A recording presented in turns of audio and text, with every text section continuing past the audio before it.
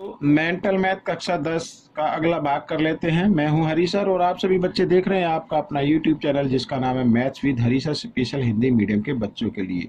तो प्रश्न नंबर 21 क्या कहता है, आइए देख लेते हैं। बहुत ही आसान है, थोड़ा शॉर्ट से मैं बताऊंगा।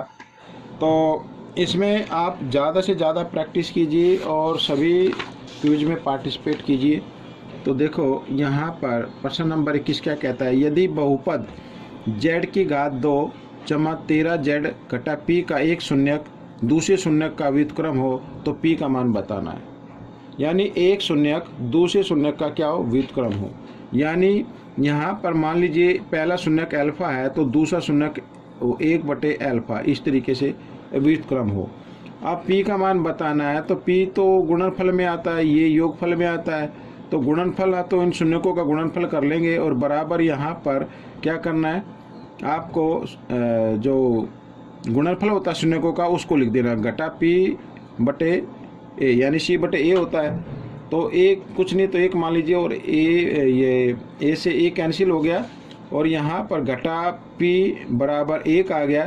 ठीक है, 1 आ गया तो ये जो घटा का निशान p पर है इसको आपको 1 के सामने लगा देना, तो ये p का मान आपका आ गया। इस तरीके से सॉल्व हो गया, छोटा सा प्रश्न था। आइए प्रश्न नंबर 22 कर लेते हैं। p के किस मान के लिए बहुपद, ये बहुपद दिया हुआ है, का एक शून्यक घटा 4 है। ठीक है, p के किस मान के लिए। अब बच्चों यहाँ पर एक शून्यक दिया हुआ है, अगर बहुपद में एक शून्यक दिया हो तो उसका मतलब है वो शून्यक पूरे बहुपद को संतुष्ट करता है। तो हम क्या करेंगे, जहाँ पर x लिखा है वहाँ पे ये शून्यक रख देना है। ठीक है, तो जैसे x की घात 2 लिखा तो यहाँ पर घटा 4 की घात 2 लिखेंगे। ठीक है, घटा 2। अब फिर x लिखा है तो x की जगह x का मान लिख देंगे इस तरीके से, और घटा यहाँ पर फिर ब्रैकेट है 7p जमा 3 और बराबर में 0 रखना है आपको। ठीक है, क्योंकि हमें p का मान निकालना है। आप 4 को 2 बार गुणा करेंगे घटा 4 को तो 16 आ जाएगा, और ये घटा घटा जमा 4 दूनी 8 हो गया। और यहाँ पर ब्रैकेट में खोल देता हूँ घटा 7p, और ये भी जमा का ये भी घटा का हो जाएगा, क्योंकि ब्रैकेट के अंदर अगर पहले नंबर का निशान बदलता है तो दूसरा भी निशान बदल जाता है। तो इस तरीके से ये आ गया।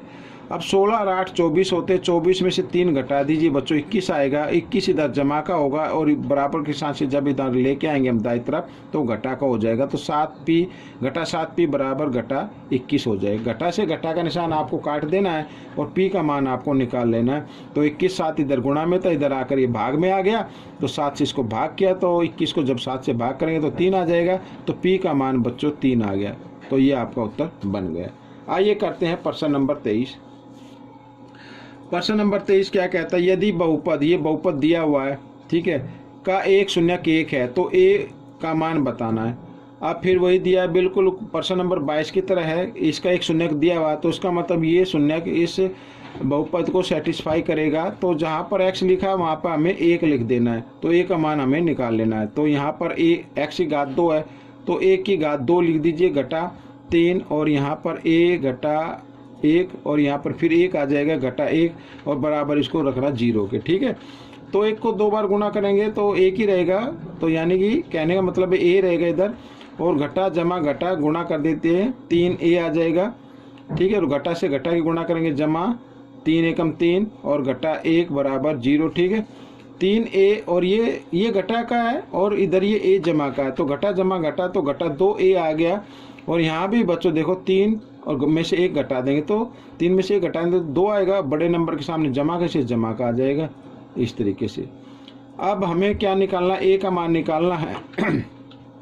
ये घटा का निशान इधर ही रखें, जमा 2 है, बराबर के साथ से जब इधर लेके आएंगे दाएं तरफ तो घटा 2 हो जाएगा, और घटा से घटा का निशान काट देना है आपको। 2 इधर गुणा में है, 2 इधर किस रूप में, गुणा में है, तो जो गुणा में होता है इधर आकर भाग में आ जाता है। 2 से इसको काट दिया, 2 एकम 2, तो यहाँ पर a बराबर आ गया 1। तो बच्चों ये a का मान निकल कर आ गया आपके सामने। प्रश्न नंबर 24 कर लेते हैं बच्चों। यहाँ पर प्रश्न नंबर 24 आपके सामने है। तो क्या कहता है, इसको भी पहले पढ़ लेंगे ध्यान से।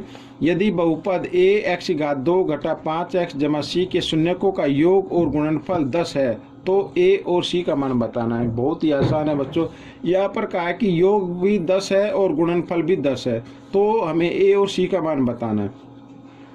अब मैं आपको बताता हूँ शून्यकों का योगफल क्या होता है, वो लिख लेते हैं। शून्यकों का योगफल तो शून्यकों का योगफल होता है बच्चों घटा b बटे a होता है, और यहाँ पर घटा b क्या है, घटा 5 है तो घटा 5 लिख देना है, और a यहाँ पर a लिख देना है आपको, a की जगह a ही रहेगा। और ये तो हो गया योगफल, लेकिन योगफल दिया हुआ है बच्चों कितना 10, तो 10 लिख देना है। घटा घटा जमा तो 5 बटे a बराबर 10, इस तरीके से इसके नीचे आप 1 मान लीजिए। और जब हम इसको क्रॉस में गुणा कर देंगे तो कुछ इस तरीके से आएगा, यहाँ पर 10 आ जाएगा और इधर 5 आएगा, 10 इधर किस रूप में गुणा में इधर आकर ये भाग में आ जाएगा। तो आप इस तरीके से लिख दीजिए, ठीक है। तो 5 एकम 5, 5 दूनी 10, तो a का मान आ गया बच्चों 1/2, ये आ गया। अब हमें क्या करना है, हमें निकालना गुणनफल, शून्यकों का गुणनफल। तो शून्यकों का गुणनफल भी निकाल लेते हैं, शून्यकों का गुणनफल। तो शून्यकों का गुणनफल होता है c बटे a, ठीक है, लेकिन गुणनफल भी किसके बराबर है, 10 के बराबर है। अब हम इसमें क्या करेंगे, तो a की जगह a का मान आपको रख देना है, तो 1 ही आ जाएगा और 2 इधर डबल भाग में आएगा। तो आपको क्या करना, जो डबल भाग में आता है उधर वो गुणा के रूप में आ जाता है, तो मैं इधर इस तरीके से लिख देता हूँ, ठीक है।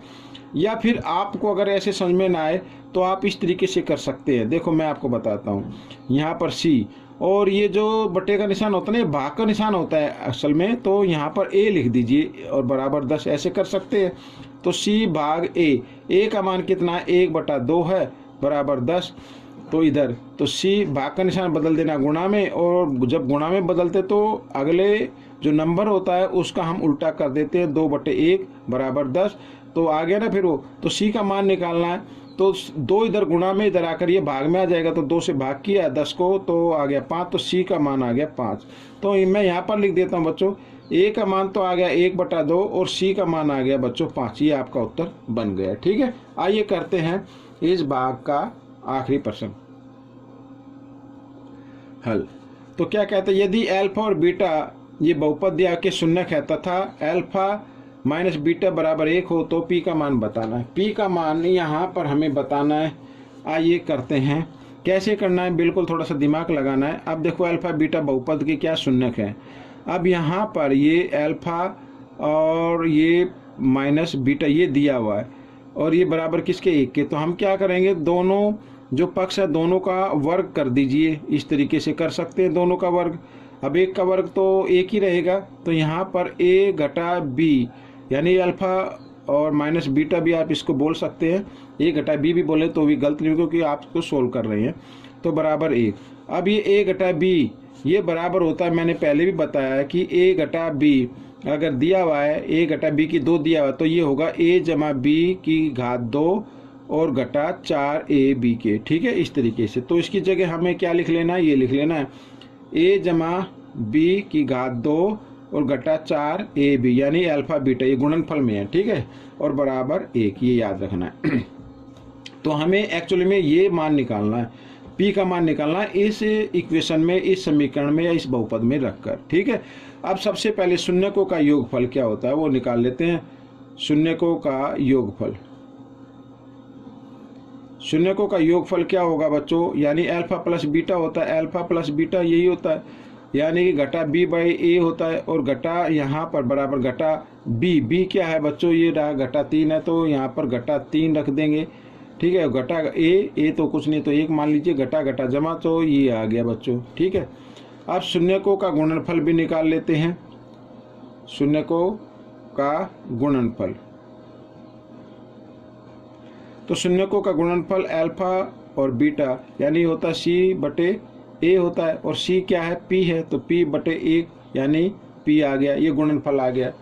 अब आपको कर लेना है, ये जो योगफल आया है और गुणनफल आया इस बहुपद में रख लेना है आपको।